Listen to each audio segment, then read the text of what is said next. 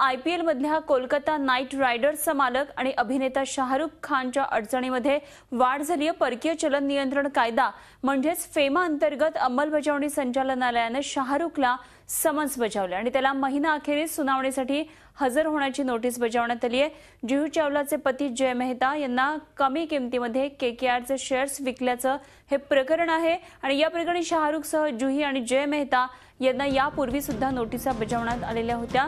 Choksi and Choksi या फर्मने केलेल्या ऑडिटमध्ये 100 कोटी रुपयांची अफरातफर आढळल्याचं संचालनालयातल्या सूत्रांनी सांगितलेलं आहे। फेमा कायद्याअंतर्गत कोणत्याही परकीय गुंतवणूकदाराला सेबीने निश्चित केलेल्या दरापेक्षा कमी किमतीमध्ये शेअर्स विकता येत नाहीत।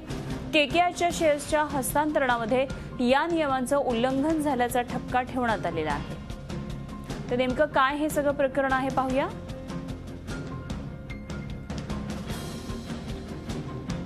Night Riders Sports Private Limited शेअर्सचं हस्तांतरणचं हे प्रकरण आहे।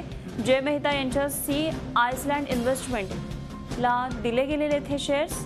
या शेअर्सचा प्राइस बँड 70 ते 86 निश्चित करण्यात आलेला होता, मात्र SIILला प्रत्येकी 10 रुपये दराने हे शेअर्स दिले गेलेले आहेत। चोक्सीच्या ऑडिट रिपोर्टमध्ये फेमा कायद्याचं उल्लंघन झाल्याचं स्पष्ट झालेलं आहे आणि त्या अंतर्गत ईडीने ही नोटीस बजावलेली आहे। Knight Riders Sports Private Limited शेअर्सचं हस्तांतरण प्रकरण आहे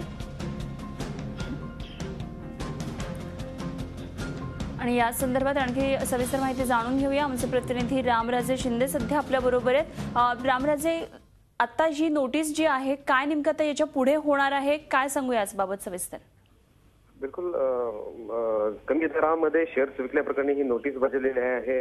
फेमाच्या जे कायदे आहेत, नियम आहेत, त्याचं उल्लंघन सुद्धा झालेलं आहे, त्यामुळे नोटीस बजावण्यात आलेली आहे। मार्च एंडला या संदर्भात सूचना सुद्धा देण्यात आल्या होत्या आणि तपासणी सुद्धा करण्यात आली होती। त्या अंती शाहरुख खान यांची कोलकाता नाईट रायडर आणि आयलंड ही जी कंपनी आहे, मेहता यांची, जुही चावला यांचे पती आहेत जय मेहता यांनी शेअर्स जे आहेत ते कमी दरामध्ये दिल्याचं दिसून आलेलं आहे, आढळून आलेलं आहे आणि त्यावर आता शोकॉज नोटीस बजावण्यात आलेली आहे। त्यावर उत्तर मागवण्यात येणार आहे। कोलकाता नाईट रायडर्स कडून उत्तर मागवण्यात येणार आहे। समाधानकारक जर उत्तर दिलं तर काही प्रमाणामध्ये मुभा दिली जाऊ शकते किंवा कशामुळे कमी दरामध्ये शेअर्स देण्यात आले याचं स्पष्टीकरण मागितलेलं आहे आणि स्पष्टीकरण दिल्यानंतरच मग कारवाई केली जाणार आहे ईडी कडून। यापूर्वी सुद्धा शाहरुख खान वेगवेगळ्या वादामध्ये अडकलेलाच आहे। दुबईमध्ये शाहरुख खानचा बंगला होता, त्यामुळे सुद्धा अडचणीत आला होता आणि नंतर आता स्वतःची IPL ची टीम आहे आणि जुही चावलाचे पती यांच्या सोबत पार्टनरशिप मध्ये ही टीम त्यांनी घेतली होती, मात्र आता उल्लंघन केल्याचं स्पष्टपणे दिसून आलेलं आहे। मोठ्या प्रमाणावर आता हे प्रकरण वाढण्याची शक्यता आहे, त्यामुळे शाहरुख खान आणखीन गोंधळात जर स्पष्टीकरण जर योग्य दिलं नाही तर भरपाई जी आहे ती द्यावी लागेल, अन्यथा त्यांच्यावर खटला सुद्धा चालवण्याचं मुभा सरकारला आहे, ईडीला आहे।